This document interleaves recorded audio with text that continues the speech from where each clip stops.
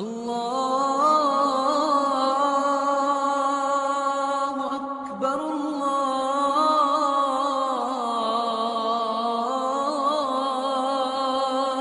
Akbar. Subscribe to my channel and click on the bell icon to get notifications about new videos. Thank you for watching. بعد فاعوذ بالله من الشيطان الرجيم وما آتاكم الرسول فخذوه وما نهاكم عنه فانتهوا واتقوا الله إن الله شديد العقاب. اللهم صل على محمد وعلى آل محمد كما صليت على إبراهيم وعلى آل إبراهيم إنك حميد مجيد. اللهم بارك على محمد وعلى آل محمد كما باركت على إبراهيم وعلى آل إبراهيم إنك حميد مجيد. سبحانك لا علم لنا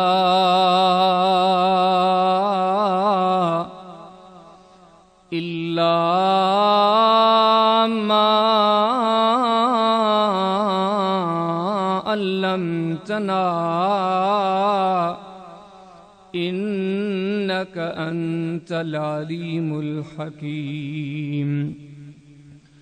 رب اشرح لي صدري ويسر لي أمري واحلل عقدة من لساني يفقهوا قولي.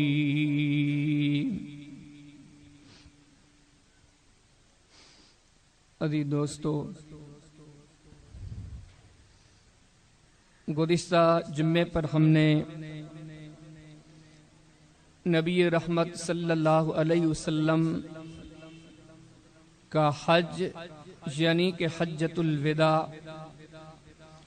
رحمت مجسم صلی اللہ علیہ وسلم کا آخری حج، آپ کیسے مدینہ سے نکلے، کیسے پہنچے اور کون کون سے نصیحت بھرے معاملات لوگوں کے سامنے پیش کرتے گئے، اس عنوان سے اختصار کے ساتھ آپ کے سامنے چند گزارشات پیش کی تھیں بحمد اللہ تعالی.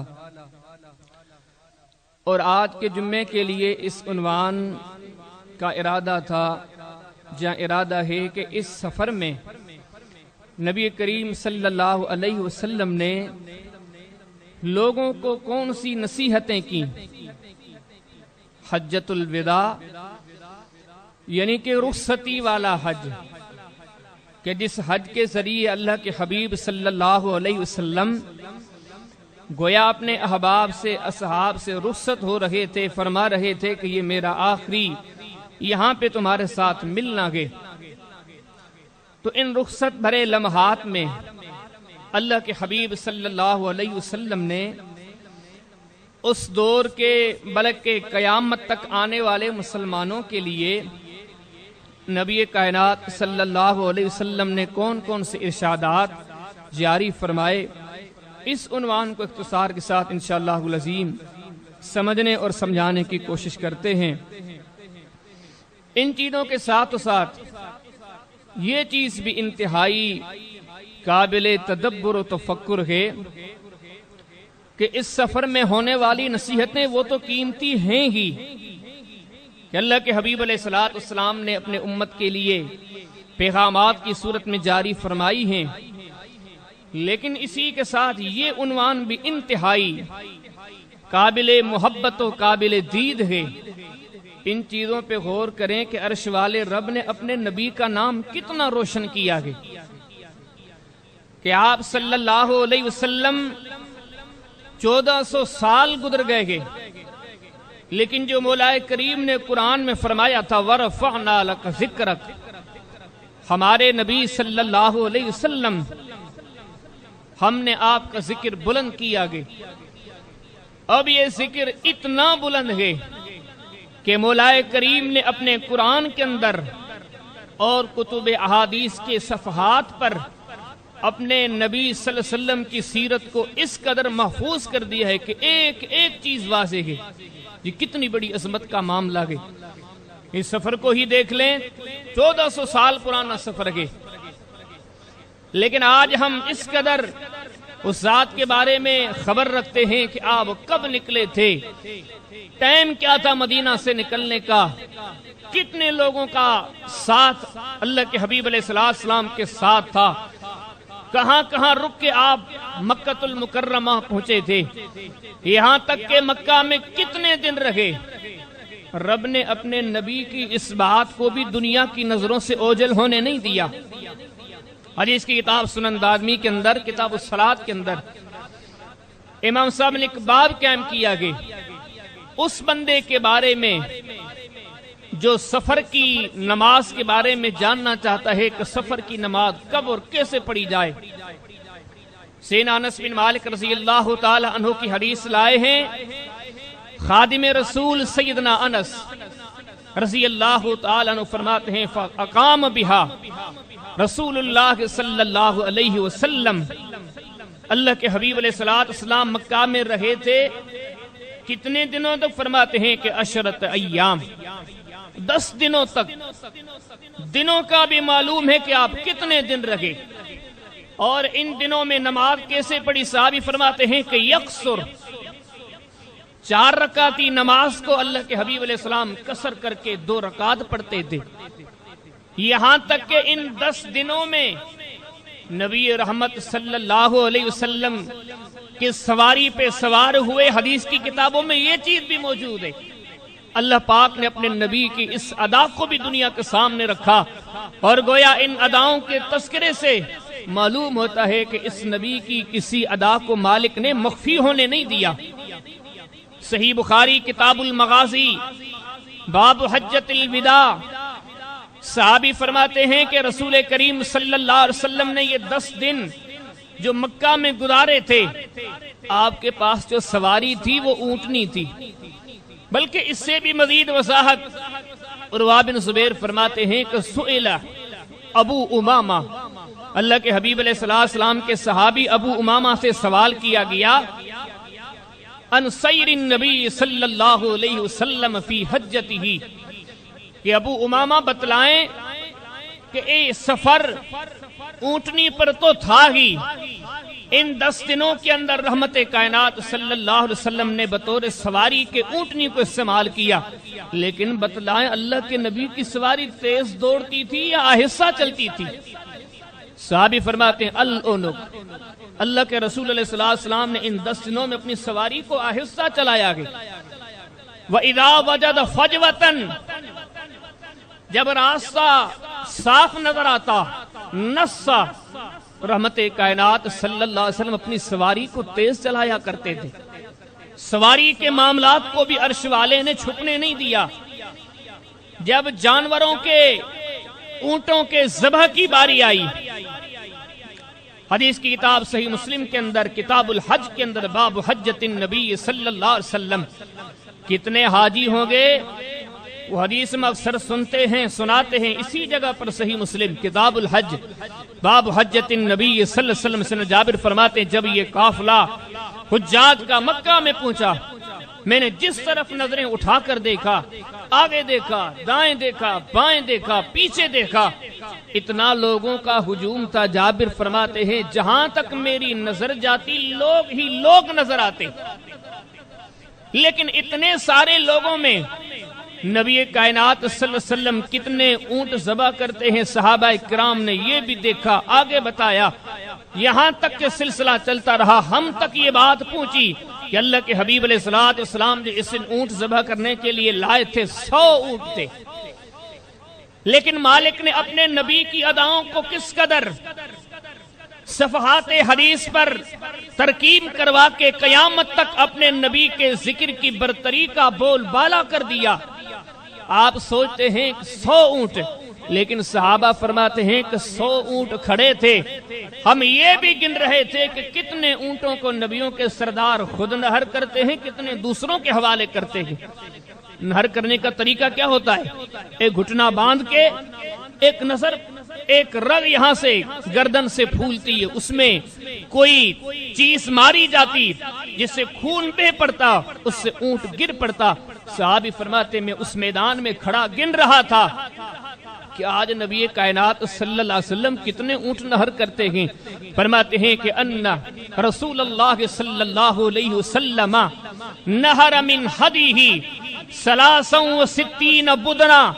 میں گنتا رہا، میں نے دیکھا کہ محمد کریم صلی اللہ علیہ وسلم نے آج اپنے ہاتھ سے جو اونٹ نہر کیے ان کی تعداد 63 تھی۔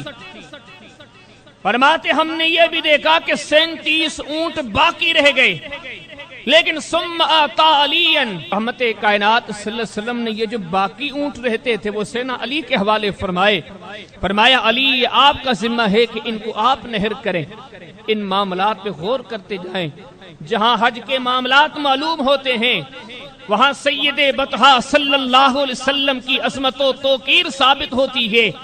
انسانیت میں کئی آئیں گے، لیکن اس قدر باوقار شخصیت کہ مولا کریم نے جن کے ذکر کو اتنا بلند کیا، جن کی سیرت و صورت کو اتنا مقام بخشا، جن کی عادات و اطوار کو رب العالمین نے اتنی تعظیم بخشی، جن کے ایک ایک معاملے کو رب نے قیامت تک کے لیے روشن کر دیا۔ لیکن اسی کے ساتھ اس روشنیوں کے سفر میں رحمت کائنات صلی اللہ علیہ وسلم نے وقتاً فوقتاً جو اپنے احباب سے، اصحاب سے، اخیار سے، گویا قیامت تک آنے والے مسلمانوں سے آپ جو نصیحت آمیز معاملات دیتے گئے، خطبہ ارشاد فرماتے گئے، یہ باتیں بھی بڑی انتہائی گہری اور عظیم تر تھیں۔ تو آج اپنا عنوان تھا کہ حجۃ الوداع کے موقع پر رحمت کائنات صلی اللہ علیہ وسلم کی ہوئی نصیحتیں، جاری کردہ فرمودات، آپ نے کیا کیا فرمایا تھا، کیونکہ اس ذات کا کوئی بھی فرمان معمولی نہیں ہوتا۔ فرمایا وما ينطق عن الهوى ان هو الا وحی یوحی۔ اس ہستی کے ایک ایک کلمے کے وقار مقام کو پہچاننا ہے تو سن لو، ان کی زبان تب تک نہیں ہلتی جب تک رب کا قاصد فرشتہ نہ آ جائے، اللہ کی وحی نہ ہو جائے۔ گویا رحمت کائنات علیہ السلام اللہ کی وحی کے ذریعے وقتاً فوقتاً لوگوں کے سامنے باتیں کہتے جاتے ہیں، اور مولا کریم نے قیامت تک ان فرمودات کو محفوظ کر کے ہم تک پہنچایا۔ جب ہم ان فرامین کی طرف جاتے ہیں تو نبی کائنات صلی اللہ علیہ وسلم نے جو اس سفر میں نصیحتیں اور خطاب ارشاد فرمائے تھے وہ بنیادی طور پر 4 نقطوں پر مبنی تھے، 4 اقسام میں یہ چیزیں تھیں۔ ایک تو رسول کریم علیہ السلام نے اس حجۃ الوداع کے سفر کے دوران آپ نے اپنے بعد آنے والے فتنوں کا تذکرہ کیا، قیامت کی علامات و نشانیاں، بعد میں ظاہر ہونے والے واقعات و معاملات، اور دوسری بات اس خطبے کے اندر، ان نصیحتوں کے اندر بعض امور کا رحمت کائنات علیہ السلام نے حکم جاری فرمایا کہ اس طرح بھی کرنا ہے، اس طرح بھی کرنا ہے۔ اور تیسری قسم جو اس سفر کو سمجھ کے معلوم ہوتی ہے وہ یہ کہ اس دن آپ نے کئی معاملات سے لوگوں کو روکا، اور چوتھی چیز یہ تھی کہ آپ نے نصیحت کے طور پر کئی قیمتی اور انتہائی گہری باتیں کی۔ تو ان 4 نکات کو سمجھنے کے لیے ہم اختصار کے ساتھ اس روشنیوں کے سفر کی طرف آگے چلتے ہیں۔ فرمودات نبوی کو سننے سنانے کے لیے ہم اپنے آپ کو متوجہ کرتے ہیں کہ ہمارے سردار نے کیا ارشاد فرمایا۔ آپ نے فتنوں سے آگاہ کرتے ہوئے بال میں پیدا ہونے والے معاملات و مسائل، خطرے اور خطیر سے آگاہ کرنے کے لیے آپ نے ارشاد فرمایا، مسلمانوں میرے بعد امت میں 12 خلفاء آئیں گے، 12 عمرہ آئیں گے۔ رحمت کائنات علیہ السلام نے فرمایا جب تک وہ موجود ہوں گے میری امت ہر فتنے سے محفوظ ہوگی۔ حدیث کی اداء مسند احمد، حدیث جابر بن سمرہ رضی اللہ تعالی عنہ فرماتے ہیں کہ رحمت کائنات صلی اللہ علیہ وسلم نے فرمایا کہ میرے بعد ان ھذا الدین لن یزال ظاہرا من نواد یہ دین جس طرح آیا ہے اس طرح تمہارے پاس رہے گا۔ اللہ کے حبیب کب تک؟ فرمایا حتی یمزی، آپ نے فرمایا کہ جب تک حتی یمزی من امتی 12 خلیفہ، یہاں تک کہ میرے بعد 4 خلفائے راشدین اور 8 عمرہ دوسرے 12 خلفاء جب تک موجود ہوں گے، لا یضر مخالفۃ ولا مفارق، آپ نے فرمایا تب تک کہ میری امت کو کسی فتنے کا ڈر نہیں، اور کلہم من قریش، فرمایا سارے کے سارے میرے خاندان میں سے ہوں گے۔ جب وہ 12 گزر جائیں گے پھر فتنے نمودار ہوں گے۔ پھر فتنے کس طرح کے نمودار ہوں گے؟ رحمت کائنات علیہ السلام نے اس چیز کی وضاحت فرمائی، اس میں ایک چیز آپ نے یہ ارشاد فرمائی، اور آپ نے جتنے فتنے ہمیں بتلائے گے یہ محض اس لیے کہ تم آگاہ رہو، ان فتنوں کے ظاہر ہونے کے بعد ایسے نہ ہو کہ تم بھی ہلاکت کے راستے پہ چل پڑو۔ ان فتنوں کا شکار مقصد یہی تھا بتلانے کا، یہ نہیں تھا کہ محض یہ باتیں ہو رہی ہیں چلو اللہ کے رسول نے سنائی، صحابہ نے سن لی، قیامت تک لوگ یہ راگ یہ باتیں کہتے رہیں گے۔ نہیں، ایک ایک بات حقیقت تھی، نصیحت تھی، ان چیزوں کو سنو، اور اگر یہ فتنے یہ حالات تمہارے زمانے میں پیدا ہوں تو ان کے لیے، ان کے مقابلے کے لیے تمہیں تیار رہنا ہے۔ فرمایا دوسری بات یہ ہے کہ مسلمانوں عنقریب میرے بعد تمہارے بیچ میں نفرت پیدا ہوگی، تمہارے بیچ میں عداوتیں پیدا ہوگی، تم ایک دوسرے کو کافر کہہ کر ایک دوسرے کے خلاف اٹھ کھڑے ہوگے۔ فرمایا خبردار اس طرح نہیں کرنا۔ جب اس نقطے کی رحمت کائنات علیہ السلام وضاحت کرنے لگے، حدیث کی کتاب صحیح بخاری کتاب العلم، امام بخاری نے ایک باب قائم کیا ہے، الانصات للعلماء، اہل علم کی گفتگو سنتے ہوئے خاموشی اختیار کرنی چاہیے۔ صحابی سیدنا جریر رضی اللہ عنہ فرماتے ہیں اللہ کے حبیب علیہ السلام جب یہ کلمہ کہنے لگے دیکھا گیا کہ لوگوں میں کوئی شور شراب آتا، شاید اللہ کے ڈر کی وجہ سے ان کی دلوں پہ خوف و خشیت کا عالم طاری تھا، رونے کا عالم طاری تھا۔ اللہ کے حبیب نے پہلے فرمایا جریر، جی اللہ کے حبیب، فرمایا انصت الناس، جریر لوگوں کو خاموش کروائیں۔ فرماتے میں نے لوگوں کو خاموش کروایا، لوگوں سنو۔ رحمت کائنات علیہ السلام کیا ارشاد فرماتے ہیں؟ پھر نبی کائنات صلی اللہ علیہ وسلم نے ارشاد فرمایا، آپ نے فرمایا لا ترجعوا بعدی کفارا، ایک حدیث کے الفاظ ولا ترجعوا بعدی ذلالا، اے مسلمانوں میرے جانے کے بعد دنیا میں گمراہ مت ہو جانا، دنیا میں کفر کے راہوں کو مت اختیار کرنا۔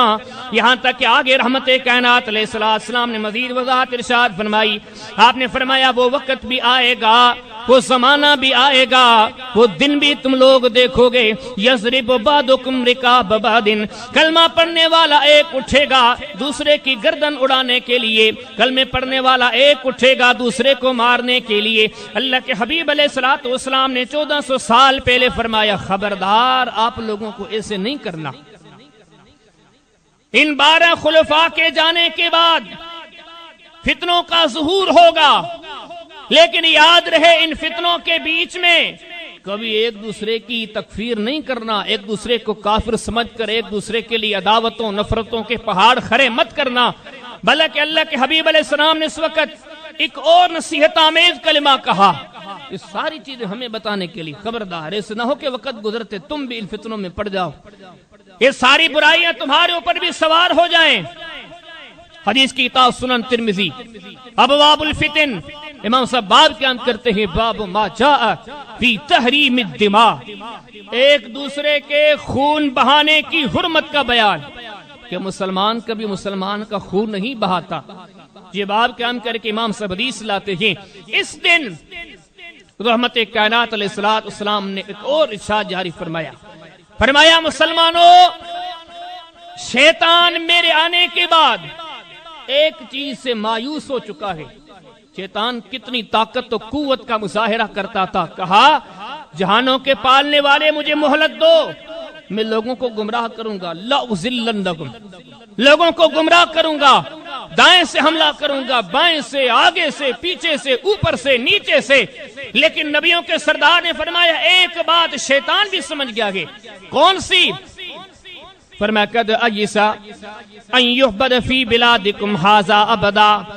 نبی کریم صلی اللہ علیہ وسلم نے فرمایا میرے آنے کے بعد، میرا پیغام لانے کے بعد میرے اوپر کلمہ پڑھنے والوں کبھی تم بت پرست نہیں بنو گے۔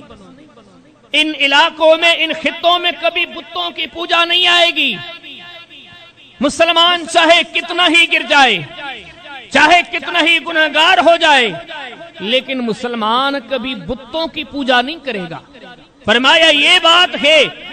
پھر اللہ کے حبیب شیطان کیا کرے گا؟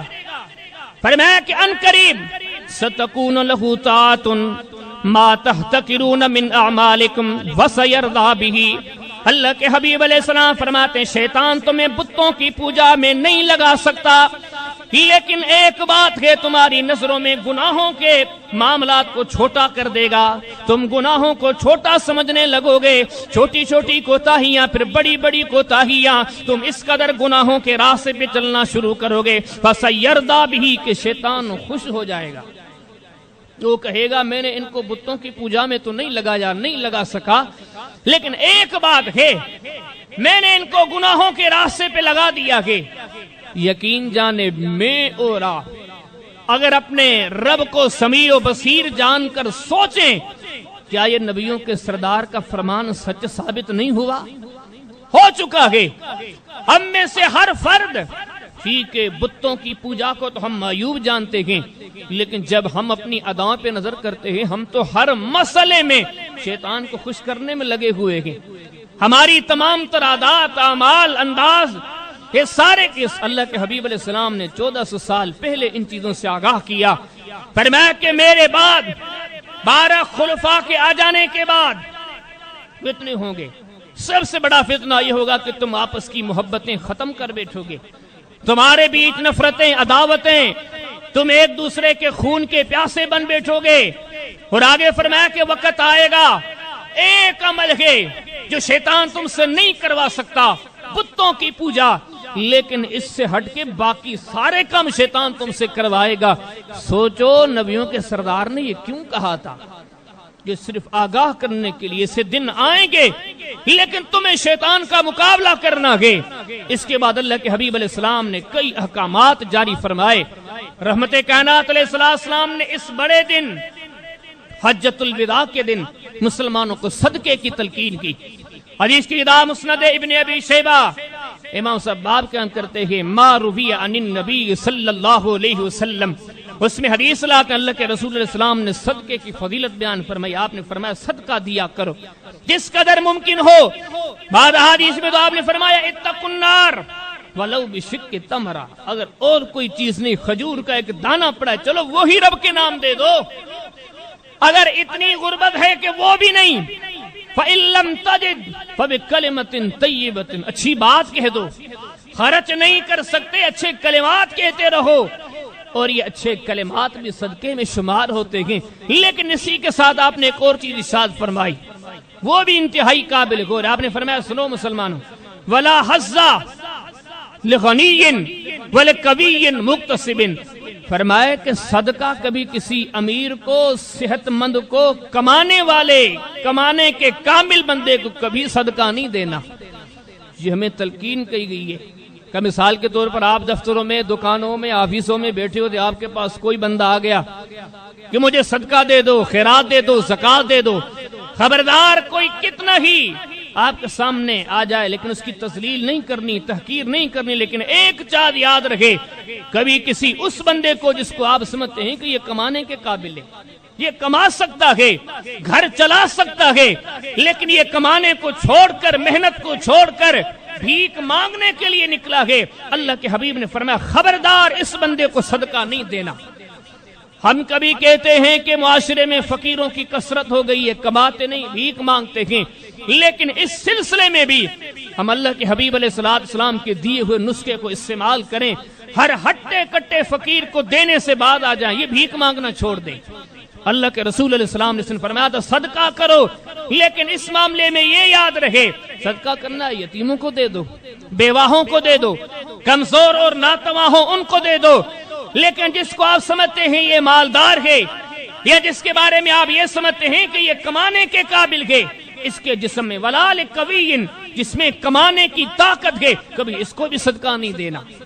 پھر اللہ کے حبیب علیہ السلام نے اگلے عمل کی، اس عظیم خطبے میں، اس عظیم دن میں مسلمانوں کو توجہ دلایا، مسلمانوں خبردار ایک عمل کو نہیں چھوڑنا۔ کون سا؟ فرمایا جہاد کو کبھی نہیں چھوڑنا۔ حدیث کی دا مسند احمد، حدیث سفیان بن وہب کی سیرید، فرمایا کہ جہاد اتنا بڑا عظیم عمل ہے، وَرَوْحَةٌ فِي سَبِيلِ اللَّهِ خَيْرٌ مِّنَ الدُّنْيَا وَمَا فِيهَا وَغَدْوَةٌ فِي سَبِيلِ اللَّهِ خَيْرٌ مِّنَ الدُّنْيَا وَمَا فِيهَا۔ رحمت کائنات صلی اللہ علیہ وسلم فرماتے ہیں ایک بندے نے صبح کے دن جہاد کیا، جہاد کے میدان میں تھوڑی دیر کے لیے صبح کو شریک ہوا۔ اللہ کے رسول علیہ السلام فرماتے ہیں صبح کے ان چند لمحات کا جہاد ساری دنیا میں جو کچھ دیکھتے ہو اس سے یہ تھوڑی دیر کا جہاد قیمتی ہے۔ اگر کسی نے شام کو یہ جہاد کیا، یہ شام کے تھوڑے سے جہاد کی اتنی بڑی اہمیت ہے۔ اللہ کے حبیب علیہ السلام ارشاد فرماتے یہ تھوڑا سا جہاد اتنی اہمیت رکھتا ہے کہ دنیا میں جو کچھ دیکھتے ہو یہ جہاد کا مقابلہ نہیں کر سکتا۔ ساتھ و ساتھ رحمت کائنات علیہ السلام نے ارشاد فرمایا، آپ نے فرمایا مسلمانوں جب تم جہاد کو چھوڑ دو گے، وقت آئے گا جب تم جہاد کو چھوڑ گے اپنی مفاد و مقصدوں میں چل پڑو گے، دشمن تمہارے پر مسلط ہو کے رہے گا۔ یہ بالکل سچ ثابت ہوا۔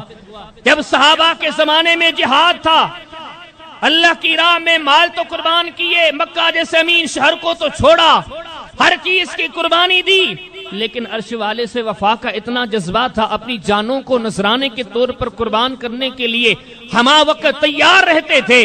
اس جہاد کی بدولت رب نے وہ درجہ دیا کہ قافلہ مدینہ سے نکلتا، کیسر و کسرا میں کوہرام مچ جاتا کہ مسلمانوں کا قافلہ آ رہا ہے۔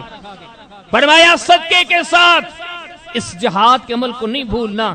اور اس بڑے دن میں رحمت کائنات علیہ السلام نے ایک اور نصیحت کرتے ہوئے فرمایا، کئی امور کا نام لیا کہ مسلمانوں ان عملوں کو کبھی نہیں چھوڑنا۔ حدیث کی کتاب سنن ترمذی، ابواب الصلاۃ، باب ما ذکر فی فضل الصلاۃ، اس دن آپ نے انسانیت سے مسلمانوں سے خطاب کرتے فرمایا اتقوا ربکم، اے مسلمانوں میں اس حجۃ الوداع کے موقع پر، اس اختتامی سفر میں، اس آپ سے رخصتی والے سفر میں آپ کو یہ بھی تلقین کیے دیتا ہوں اتقوا ربکم، اپنے رب سے ڈرتے رہنا، کبھی تمہارے دلوں سے تمہارے رب کا خوف نہ نکلے۔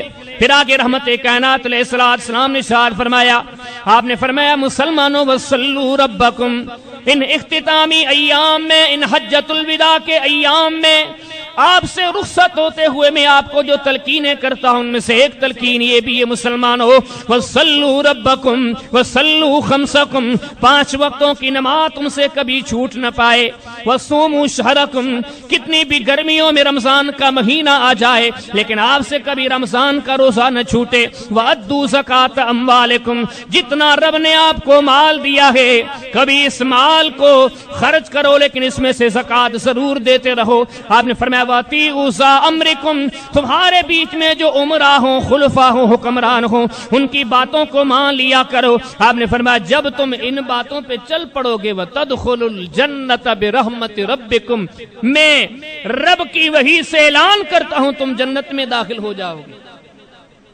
فرمایا کہ ان امور کو بھی نہیں چھوڑنا۔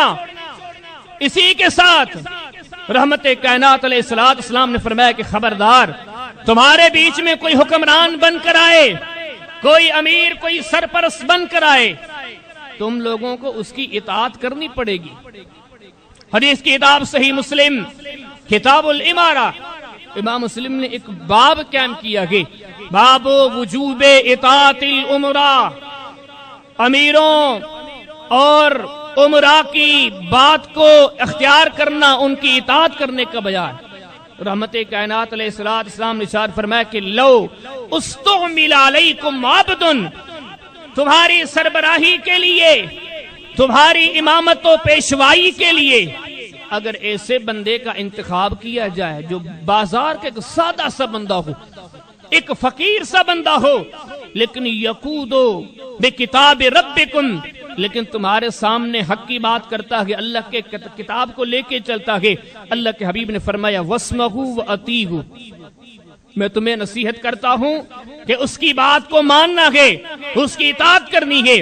پھر آگے رحمت کائنات علیہ الصلوۃ والسلام نے ایک اور ارشاد جاری فرمایا، حدیث کی کتاب سنن ترمذی ابواب البیوع، امام صاحب باب قائم کرتے ہیں، باب ما جاء ان العاریۃ مؤدات، حدیث لائے رحمت کائنات علیہ السلام نے فرمایا خبردار مسلمانوں، قرضوں کے سلسلے میں محتاط رہو۔ والدین مقضی، کسی کا آپ کے پاس قرضہ ہے، اس قرض کی ادائیگی میں جتنا جلدی ہو سکے قرضہ ادا کر دے، کیونکہ رحمت کائنات علیہ السلام نے فرمایا اگر ذرے برابر بھی، یہاں تک کہ آپ نے فرمایا کہ اگر کسی نے دنیا میں کسی کی سوئی یا دھاگا، یہ چیز بھی اگر خالی ہضم کر لی، چھپا لی، فرمایا کل قیامت کے دن اس کے بارے میں بھی پوچھا جائے گا۔ صحابہ نے تعجب کے مارے کہ اللہ کے حبیب سوئی کے بارے میں، دھاگے کے بارے میں؟ فرمایا ہاں ہاں پوچھا جائے گا، اور ان چیزوں کی بنیاد پر جہنم و جنت کے فیصلے کیے جائیں گے۔ خبردار صدقے کو نہیں چھوڑنا، خبردار جہاد کو نہیں چھوڑنا، خبردار مسلمانوں۔ آج میں محمد صلی اللہ علیہ وسلم اس الوداعی اور رخصتی ہونے والے حج میں تمہیں تلقین کرتا ہوں، اللہ کی بندگی کے سلسلے میں سستی اختیار نہیں کرنی، عمرہ اور حکمران ان کی تعظیم و تکریم کرنی ہے۔ اسی کے ساتھ فرمایا خبردار قرضے کے سلسلے میں محتاط رہنا ہے، اور فرمایا مسلمانوں خبردار تمہارے بیچ میں اللہ کا قرآن چھوڑے جا رہا ہوں، اور میں اپنے اہل بیت چھوڑے جا رہا ہوں۔ اللہ کے قرآن سے وفا کرنا، میرے اہل بیتوں سے محبت رکھنا۔ حدیث کی کتاب صحیح مسلم کتاب الحج، باب چیپٹر حجۃ النبی صلی اللہ علیہ وسلم۔ حدیث کی کتاب صحیح بخاری کتاب المغازی، باب حجۃ الوداع۔ حدیث کی کتاب صحیح مسلم کتاب المناقب، باب مناقب علی ابن ابی طالب۔ حدیث کی کتاب سنن ترمذی ابواب المناقب، باب مناقب اہل البیت۔ فرمایا انسانو یا ایھا الناس انی ترکت فیکم، اس خطبے کے دوران، ان نصیحتوں کے دوران محمد کریم علیہ السلام نے یہ ارشاد فرمایا، آپ نے فرمایا مسلمانوں تمہارے بیچ میں اللہ کا قرآن چھوڑے جا رہا ہوں، اس قرآن کے معاملے میں تمہارا رب کل تم سے پوچھے گا، تم میں سے وہی کامیابی کامرانی کا راستہ پا سکے گا جو اس قرآن سے جڑ گیا، اس کو نہیں چھوڑنا۔ یہ تو آخر میں ذکر کرتے ہیں، اللہ پاک ہمارے حال پر رحم کرے، ہم نے ساری نصیحتیں بھلا دی۔ فرمایا دوسری چیز وَإِطْرَتِي أَهْلُ بَيْتِي، اے مسلمانوں میری عزت کی خاطر، میرے شان و جلال کی خاطر، میرے جانے کے بعد میرے اہل بیت سے بھی محبت کرنا۔ اور ساتھ ساتھ فرمایا ترکت فیکم امرین لن تضلوا ما تمسکتم بہما کتاب اللہ و سنتی، اے مسلمانوں دو چیزیں چھوڑے جا رہا ہوں اہل بیت کے علاوہ، اللہ کا قرآن، فرمایا میری سنت، ان چیزوں کو کبھی نہیں بھولنا۔ اسی دن ایک اور نصیحتی کلمہ ارشاد فرماتے ہوئے رحمت کائنات علیہ السلام نے فرمایا خبردار مسلمانوں، اللہ کے قرآن کو چھوڑ کے، میرے فرمان کو چھوڑ کے کبھی معاشرتی رسومات میں مت آنا، ان چیزوں کو ترک کر کے خواہشات کی پوجا میں کبھی آپ نے آپ کو غرق نہیں کرنا۔ حدیث میں آتا ہے کہ اس دن حجۃ الوداع والے سفر میں رحمت کائنات علیہ السلام نے ویسے نظر اٹھائی، یہ حدیث المعجم الاوسط کے اندر امام ابو القاسم سلیمان بن احمد بن ایوب الطبرانی اپنے استاد مقداد بن داؤد کی حدیث میں ذکر کرتے ہیں، رحمت کائنات علیہ السلام نے اس سفر میں ان نصیحتوں کے دوران نظر اٹھا کے دیکھا، ایک بندہ ہے بوڑھا سا، لیکن دو بندوں کے سہارے پر لوگ اسے ٹیک دے رہے ہیں، ان دونوں کی ٹیک لگا کے سہارا لگا کے آگے بڑھ رہا ہے۔ نبیوں کے تاجدار کی جیسے نظر پڑی، آپ نے اپنی باقی گفتگو کو چھوڑ کے پوچھا کہ اس بابے کو پوچھو، اس بوڑھے کو پوچھو کیا بات ہے۔ بوڑھے کو لایا گیا، نبی کائنات علیہ السلام نے پوچھا کہ کیا بات ہے، آج آپ ان لوگوں کے کندھے پہ سوار ہیں، آپ تو چلنے کے قابل لگتے ہیں۔ کہنے لگے اللہ کے نبی صلی اللہ علیہ وسلم میں نے نظر مانی تھی، نظر میں نے یہ مانی تھی کہ میں اپنے شہر سے نکلوں گا، مکہ پہنچوں گا، نہ پیدل چلوں گا نہ سواری پر بیٹھوں گا، کیا کرنا گے؟ 2 بندوں کے کندھوں کے سہارے پر چلوں گا۔ میں نے منت مانی تھی، اس منت کو پورا کرنے کے لیے میں اپنے شہر سے چلا تھا، اب میں مکہ میں پہنچا ہوں جہاں پہ آپ کھڑے ہیں۔ آپ نے فرمایا خبردار، ان اللہ لا یصنع بتعذیب هذه نفسی شیئا، اللہ کے رسول علیہ السلام نے فرمایا خبردار، تیری اس تکلیف کی رب کو کوئی ضرورت نہیں ہے۔ آپ ان چیزوں کو اختیار کر کے اپنے ذہن و ظن و گمان سے فیصلے کر کے کیوں عمل کرتے ہیں کہ آپ کے لیے میری شریعت کافی نہیں؟ الیس اللہ بعبد کافا، کیا آپ کے لیے رب کا نازل کردہ قرآن کافی نہیں ہے؟ ان چیزوں سے باز آ جاؤ، ان چیزوں کو ترک کر دو۔ ایک اور نصیحت فرمائی، فرمایا مسلمانوں سنو، صحیح مسلم کتاب الحج باب حجت النبی صلی اللہ علیہ وسلم، ان نصیحتوں کے دوران نبیوں کے تاجدار نے فرمایا الا لیبلغ الشاہد الغائب، مسلمانوں کبھی تبلیغ کو نہیں چھوڑنا۔ جو دین کی بات جانتے ہو، جو دین کی بات سمجھتے ہو، بلغوا انی ولو آیا، وہ بڑے علم والی بات نہ ہی ہو، اگرچہ کوئی چھوٹی ہی بات، فرمایا کہ اگر میری طرف سے ایک آیت کا علم بھی تم لوگوں کے پاس گئے، بلغوا انی، وہ بھی لوگوں کو پہنچا دو۔ اس معاملے میں بھی دیکھتے ہیں، اللہ ہمارے حال پہ رحم کرے۔ مزید خطبہ ارشاد فرماتے گئے، اسی دن اس عظیم سفر میں خطبہ حجت الوداع میں آگے رحمت کائنات علیہ السلام نے ایک اور بڑا عظیم کلمہ ارشاد فرمایا۔ حدیث کی کتاب مسند احمد، حدیث قیس بن سلمہ کی سیریت، فرمایا مسلمانوں یاد رہے، آج کے دن میں تمہیں 4 برائیوں سے باخبر کر دیتا ہوں۔ اس رخصتی ہونے والے اس الوداعی حج کے اندر ان 4 عملوں کے کبھی قریب نہیں جانا۔ اللہ کے حبیب وہ کون سے ہیں؟ فرمایا کہ پہلی چیز یہ ہے کہ ولا تشرکوا باللہ شیئا، اپنے رب کے ساتھ کسی کو شریک نہیں کرنا، اپنے رب کے ساتھ کسی کو کسی معاملے میں ہمسر نہ بنانا۔ تمہاری سوچ یہ ہونی چاہیے کہ تمام تر معاملات کے لیے، ہر مسئلے کے لیے وہ اکیلی ذات کافی ہے، کبھی اس کا پارٹنر ہمسر، کبھی اس کے علاوہ کوئی مدد و معاونت کے لیے تلاش نہیں کرنا۔ ولا تشرکوا باللہ شیئا، پھر آگے ارشاد فرمایا ولا تقتلوا النفس التی حرم اللہ الا بالحق، خبردار مسلمانوں، آج میں دوسری چیز آپ کو یہ بھی بتاتا ہوں، کبھی آپ کے ہاتھوں کوئی جان ضائع نہیں ہونی چاہیے۔ ولا تقتلوا النفس التی حرم اللہ الا بالحق، کبھی کسی کو قتل نہ کرنا۔ پھر فرمایا ولا تزنوا، مسلمانوں یاد رہے، آج اس اختتامی خطبے میں، الوداعی تقریب میں محمد صلی اللہ علیہ وسلم تمہیں یہ بھی کہتا ہوں کہ ولا تزنوا، کبھی بدکاری کے قریب نہیں جانا۔ فرمایا بڑی بدکاری تو اپنی جگہ پر، وَزِنَ الْعَيْنِ النُّظُرِ، کسی بری چیز کو آنکھوں سے دیکھنا، نبیوں کے تاجدار نے فرمایا یہ آنکھوں کی بدکاری ہے۔ لیکن آج میں نصیحت والے دن آپ کو کہتا ہوں وَلَا تَزْنُوا، اگر جنت جانے کا ارادہ ہے، اگر زمین پر رہ کر عرش والے کو خوش کرنے کی سوچ ہے، میری موجودگی میں یا میرے بعد آ کر میرے ساتھ وفا شعری والا معاملہ اختیار کرنا ہے تو وَلَا تَزْنُوا، زنا، بدکاری، برائی تو اپنی جگہ پر، لیکن ان آنکھوں کو کبھی گناہ دیکھنے میں بھی نہیں لگانا۔ فرمایا کہ ولا تسرقوا، مسلمانوں کبھی چوری نہیں کرنا، کبھی کسی کی کوئی چیز چھپا نہیں دینا۔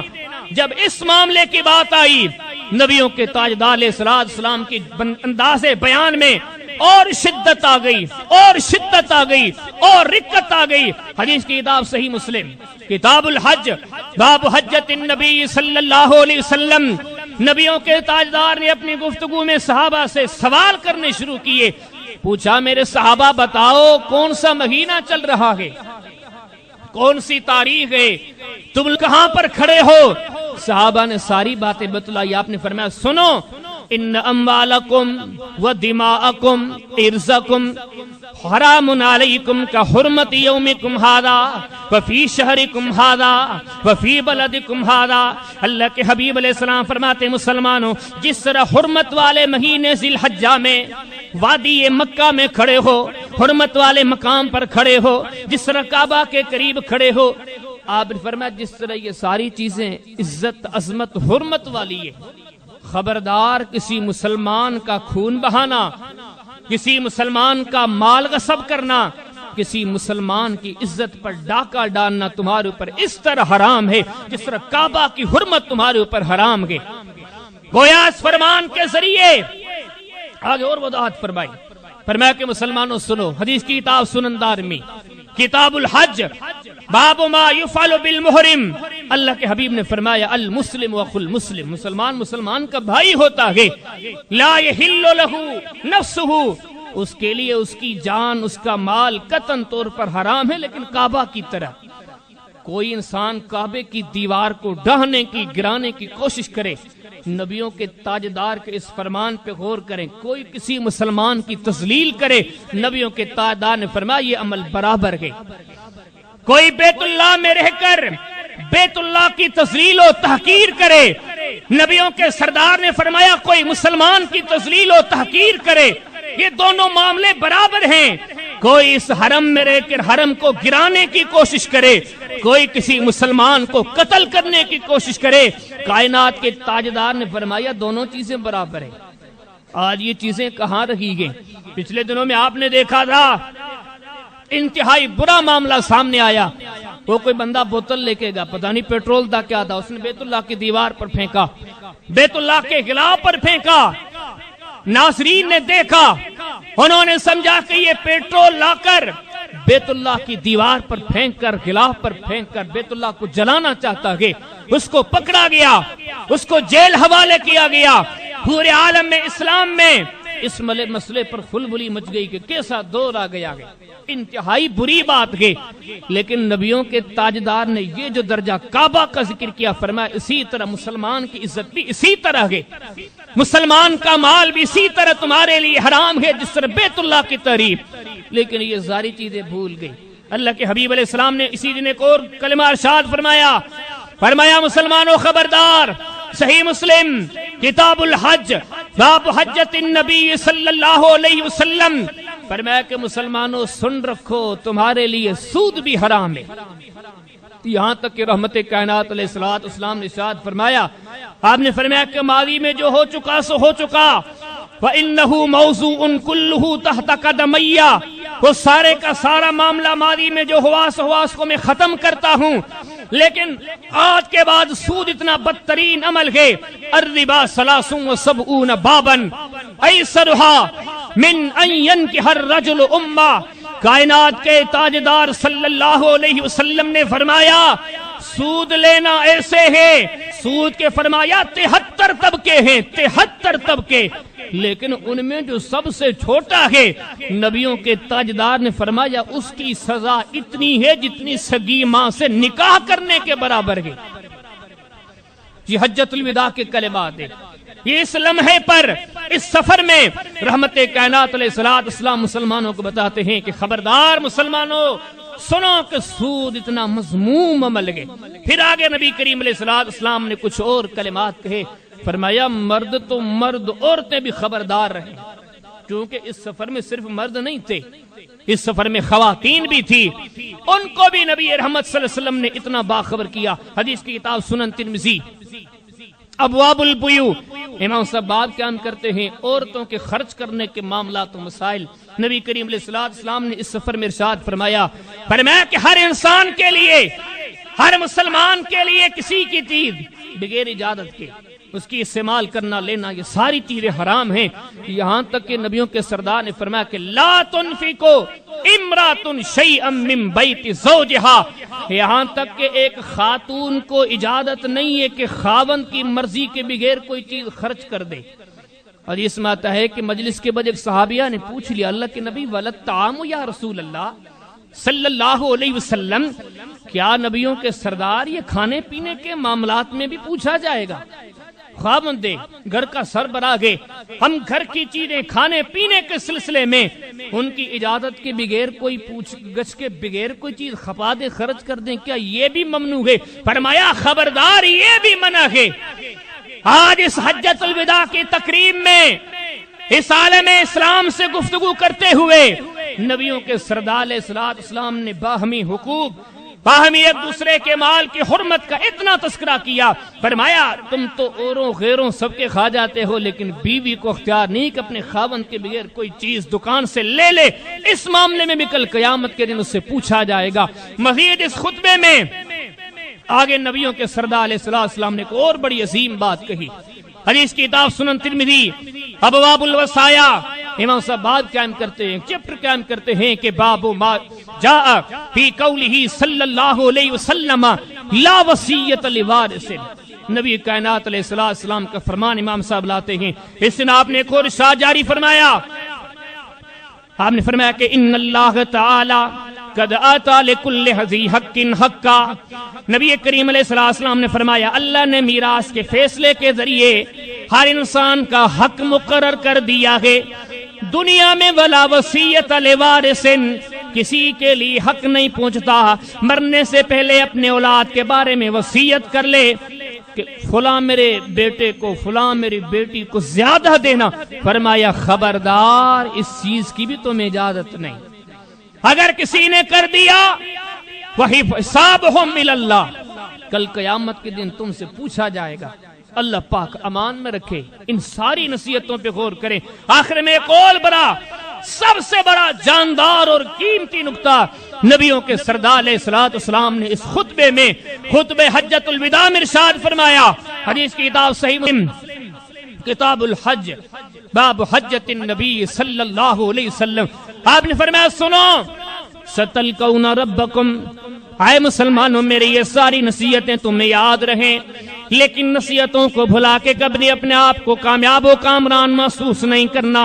ستلقون ربکم، ان قریب قیامت کا دن آنے والا ہے، تم اپنے رب سے جا ملو گے۔ فسیسألکم عن اعمالکم، تمہارا رب تم سے ہر چیز کے بارے میں پوچھے گا۔ آج میں نے اپنا حق پورا کر دیا۔ ان ساری نصیحتوں کے بعد اب رحمت کائنات علیہ السلام گفتگو شروع کی تھی، ختم کی تھی۔ بڑی قیمتی نصیحتیں کرنے کے بعد اب اپنے صحابہ سے پوچھتے ہیں۔ صحیح مسلم کتاب الحج باب حجۃ النبی صلی اللہ علیہ وسلم، فرمایا میرے صحابہ بتلاؤ، اللہ تعالیٰ نے جو مجھے امانت سونپی تھی، مجھے جو دین کی امانت دے کے تمہاری طرف بھیجا تھا، بتاؤ وہ امانت میں نے تم تک پہنچائی کہ نہیں پہنچائی؟ وہ یک آواز صحابہ کہنے لگے قد بلغت یا رسول اللہ صلی اللہ علیہ وسلم۔ نبیوں کے سردار آپ نے امانت پہنچا دی، آپ نے امانت پہنچانے کا حق ادا کر دیا۔ نبی کائنات صلی اللہ علیہ وسلم نے یہ کلمات سن کر آسمان کی طرف نظریں اٹھا کر دیکھا اور اپنی انگلی سے اشارہ کیا، اللہ آج گواہ رہنا، اللہم اشہد، اللہم اشہد، اللہم اشہد، اللہ گواہ رہنا، گواہ رہنا میں نے لوگوں کو دین کی امانت پہنچا دی ہے۔ اسی سفر کے دوران اب رحمت کائنات علیہ السلام نے ارشاد فرمایا تھا مسلمانوں اب امانت ادا ہو گئی، اللہ نے جو دین کی امانت ذمہ لگائی تھی کہ یا ایھا الرسول، اے میرے رسول بلغ ما انزل الیک من ربک، یہ پیغام آپ کو لوگوں تک پہنچانا ہے۔ یہ پیغام پہنچ گیا، جبریل اوپر سے قرآن بھی لے کر آیا۔ اس حجۃ الوداع کے سفر کے دوران مقام عرفات پر الیوم اکملت لکم دینکم واتممت علیکم نعمتی ورضیت لکم الاسلام دینا، مسلمانوں آج تمہارا دین مکمل ہو گیا۔ 23 برس گزر گئے تقریباً، جتنی شریعت تھی تمہارے پاس پہنچ چکی ہے۔ جبریل قرآن لے کر آیا الیوم اکملت لکم، آج دین پورا ہو گیا۔ واتممت علیکم نعمتی، تم نعمت سمجھتے ہو دولت کو، شہرت کو، لیکن عرش والا قرآن میں فرماتا ہے میرا دین نعمت ہے، جس نے اس کو پا لیا سب سے بڑی نعمت پا لی۔ آج یہ نعمت اپنی تکمیل کو پہنچی۔ وَرَضِيتُ لَكُمُ الْإِسْلَامَ دِينًا، اسی دین سے رب راضی ہے۔ پھر ہی نبیوں کے سردار علیہ السلام نے فرمایا تھا فَلَا تَرَوْنِي بَعْدَ عَامِكُمْ هَذَا، جب ذمہ داری پوری ہو گئی، اللہ کا دیا ہوا حق اور امانت میں نے آپ تک پہنچا دیا، اب مسلمانوں فَلَا تَرَوْنِي بَعْدَ عَامِي هَذَا، اس سال کے بعد میں تمہیں نظر نہیں آؤں گا۔ فَلَا تَرَوْنِي بَعْدَ عَامِي هَذَا، فَلَا تَرَوْنِي بَعْدَ عَامِي هَذَا، فَلَا تَرَوْنِي بَعْدَ عَامِي هَذَا، 3 مرتبہ ارشاد فرمایا مسلمانوں اس سفر کے بعد، آج کے بعد میں پھر کبھی آپ کو مکہ میں نظر نہیں آؤں گا۔ لَتَأْخُذُ أُمَّتِي نُسُكَهَا، جس کو پوچھنا ہے آج پوچھ لے، جس کو سوال کرنا ہے سوال کر لے، جس کو کوئی چیز سیکھنی ہے سیکھ لے۔ میں محمد اپنی امانت ادا کر گا، اب اللہ کی طرف سے معاملہ مجھ تک پہنچ چکا ہے، اب میں ان قریب تم سے جدا ہونے والا ہوں۔ اسی وجہ سے نام پڑ گیا حجۃ الوداع، رخصت ہونے والا حج۔ اس رخصت ہونے والے حج میں یہ جو اللہ کے حبیب علیہ السلام نے قیمتی نصیحتیں ارشاد فرمائیں، یہ تو ہم سنتے ہیں سناتے ہیں، لیکن لمحے بھر کے لیے آؤ ان چیزوں پہ غور کریں۔ پچھلے جمعے بھی میں نے آپ کو کہا تھا، ایک گزارش ذکر کی تھی، کوئی بندہ اپنے پیاروں سے جب رخصت ہوتا ہے کتنے قیمتی کلمات کہتا ہے، یہ سمجھ کر یہ جان کر کہ میرے پیارے گے، میں ان کو یہ پیغام دے کر چلتا ہوں۔ اللہ کے حبیب علیہ السلام کو پیارے لوگ اپنے امتی تھے، اپنے اصحاب تھے، اپنے اہل بیت تھے، ان کے ذریعے کتنے قیمتی اور عظیم کلمات چھوڑے۔ لوگوں قیامت کی نشانیاں ان قریب ظاہر ہونے والی ہیں، ان قریب شیطان تمہارے اوپر ٹوٹ پڑے گا، لیکن خبردار شیطان کے پنجے میں نہیں آنا۔ ایسے نہ ہو کہ تم اپنے معاملات میں اپنے آپ کو آزاد سمجھ کر رب العالمین کے جو حق ہیں حقوق اللہ ان کو بھی بھلا دو، جو حقوق العباد ہیں ان کو بھی بھلا دو۔ کعبہ کی طرف اشارہ کرتے ہوئے ارشاد فرمایا، جس طرح یہ کعبہ محترم ہے اسی طرح مسلمان کی نظر میں ایک مسلمان محترم ہے، اسی طرح کعبے کی حفاظت محترم ہے، ضروری ہے، اسی طرح ایک مسلمان کی عزت کا احترام کا اس کی حفاظت کا ذمہ ہے۔ ایک طرف کوئی کعبہ کو شہید کرے، ایک طرف کوئی مسلمان کو قتل کرے۔ نبیوں کے سردار نے یہ جو ارشاد فرمایا تھا، ان اموالکم و دماءکم حرام علیکم کحرمت یومکم ھذا وفی شہرکم ھذا وفی بلدکم ھذا، کہ مسلمانوں تمہارے اندر ماں بہن کی عزتیں، تعظیم، تکریم، تمہارا مال، تمہارا لہو، سب تم پر ایک دوسرے کے لیے اس قدر محترم ہے جیسے کعبہ۔ یہ سارے فرامین جاری کر کے نبیوں کے سردار علیہ السلام نے ہمیں ڈرایا، خبردار کوئی کسی کا حق کھا کے، کوئی کسی کو ستا کے، تکلیف دے کے، کوئی کسی پہ ظلم و زیادتی کر کے وہ یہ نہ سمجھے کہ کچھ نہیں ہوگا، وہ اتنا بڑا پاپی ہے۔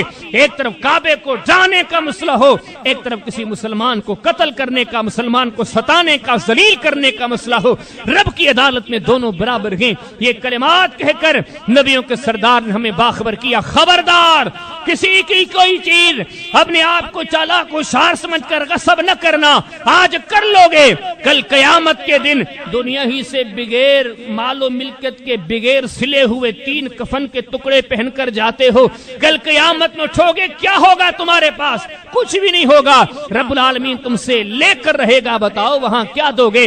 تم تو بڑی بڑی چیزیں غصب کرتے ہو، فرمایا سوئی اور دھاگا بھی معاف نہیں ہے۔ کل قیامت کے دن تم سے ذرے ذرے معاملے میں پوچھا جائے گا، تمہارا رب تمہارے سامنے ہوگا، لیس بینہ و بینہ ترجمان، ایسے بھی نہیں ہوگا تم ایک بات کہو گے کوئی سنے گا، رب تک پہنچائے گا، فرمایا نہیں، تمہارا رب تمہارے سامنے ہوگا، وہاں تم سے تمہارے معاملات کے معاملے میں سوال کیا جائے گا۔ میں محمد کریم صلی اللہ علیہ وسلم ہر چیز میں تمہیں باخبر کیے دیتا ہوں، گناہوں کے قریب نہیں جانا، عبادات میں سستی اختیار نہیں کرنا، آپس میں ایک دوسرے پہ مسالم مت کرنا، کسی کے حقوق کو غصب نہیں کرنا، اس قدر کہ عورت کو اجازت نہیں کہ خاوند کی اجازت کے بغیر کوئی چیز کھپا دے، خرچ کر دے۔ معلوم کیا ہوا کہ کسی کی کوئی چیز ذرے برابر بھی اختیار کرنے کی اجازت نہیں ہے۔ اگر ہم ان چیزوں کو بھول گئے تو مسلمان ہونے کے ناطے ہم سمجھ لیں نبیوں کے سردار کے الوداعی کلمات رخصت ہوتے ہوئے جو آپ نے ارشاد فرمائے، جب ہم ان کو ہی بھول جائیں، جب ہم انہی کی مخالفت کرنے لگے، کسی کو بولنے کی کیا ضرورت؟ ہم اپنے ضمیر سے پوچھ لیں، پھر اس کا انجام کیا نکلے گا، پھر اس کی عاقبت کیا ہوگی؟ ہلاکت کے بغیر کچھ نہیں۔ اللہ پاک سے دعا کرتے ہیں کہ ہم نے اس خطبے کے اندر اللہ کے حبیب علیہ السلام کے خطبے حجۃ الوداع کی نصیحتیں جو سنی ہیں، ان کو سننے کے بعد ہم اپنے دلوں میں، اپنے سینوں میں ان چیزوں کو محفوظ کریں اور اپنی بقیہ زندگی کے بقیہ ایام ان چیزوں کی پاسداری میں صرف کریں۔ اگر ہم نے ان کو بھلا دیا، اللہ کا سچا قرآن نہ کسی تشریح کا محتاج، نہ کسی تفسیر کا محتاج، وہ قرآن کہتا ہے جو نبی کے نقش قدم کو بھول گئے وہ آنے والی سب سے بڑی ہلاکت و تباہی کا انتظار کریں۔ اللہ پاک امان میں رکھے، رب العالمین ہم سب کو عمل کی توفیق عطا فرمائے۔ وآخر دعوانا ان الحمد للہ رب